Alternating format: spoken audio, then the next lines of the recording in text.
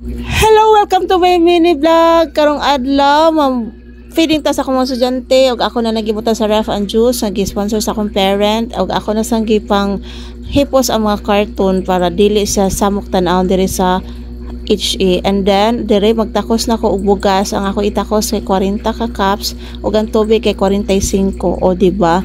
Dara ato na siyang linluan atong hugasan atong tuyaban bugat-bugat sa bayaan ni baya, no? And then dara nagbutan ako og water.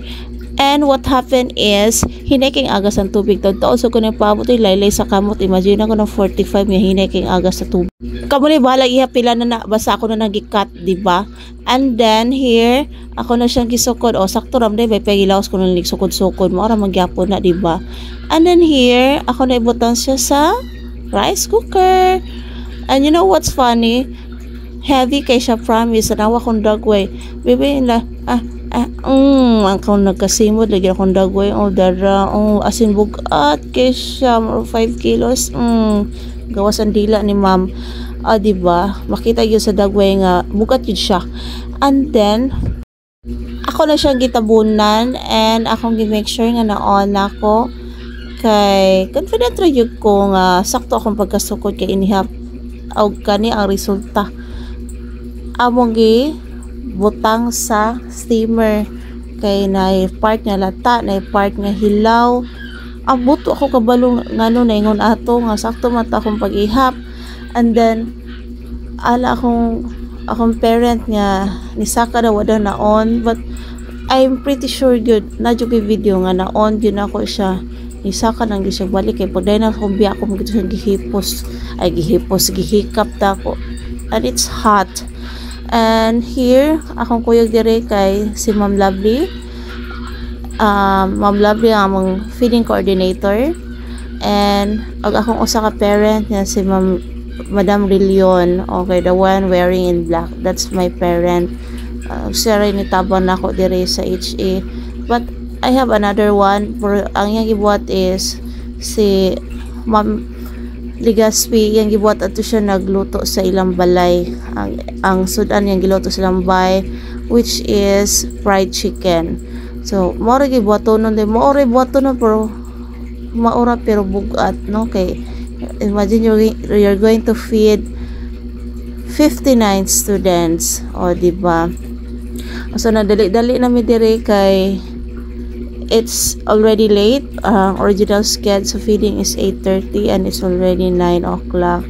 So we're in a hurry, and luckily na revive ra ang bugas, no? In ato ra day paagi di ay karon pa jud ko kay nasa vida ko nga rice cooker nga permigid siyang mahilaw ba ana ra day, so we need steamer di ay para maayo or maulian ang rice sa pagkaluto. So diri paspas na kay migliho cause again it's already late and ready na. So as you can see, budget jud kay na kay we only nagpaamot ra ko og 30 pesos ang bata and then 59, o diba? So imagine ninyo 59 students kung gibuhat na mo sa usa ka saging among gipangkat gikat og katulo kay wa na gyud lagi siya kaigo sa budget o ready for deliver na ni og katudeng ini ka next month mag feeding man sad migbalik masin di gana mo mag sponsor kani mga naminaw diri,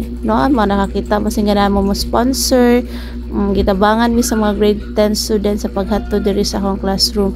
And then ako mga bata excited kay sila kay pero buyag man ako mga estudyante gihan lami kay nisla mo dagkaon kapila ko nisla nag extra rice kay kato first feeding namo kay wala man mi nag expect ato nga mga bata mag need mas nag extra rice. So kani kaduha na mo feeding amo gyud make sure nga nagyoy extra nagyoy ka ng enough rice para nila.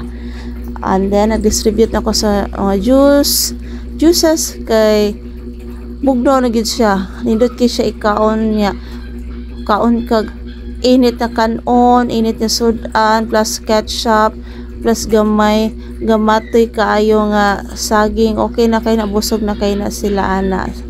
So nakanindot sa mga bata kay appreciative kay sila and they're very happy nga gipakaon sila, diba nya pag nila kaon man na ilang gisegregate sila na nilihok nakita nila nga gipangkapoy nami and tabang sa sila panghugas na mo, o diba?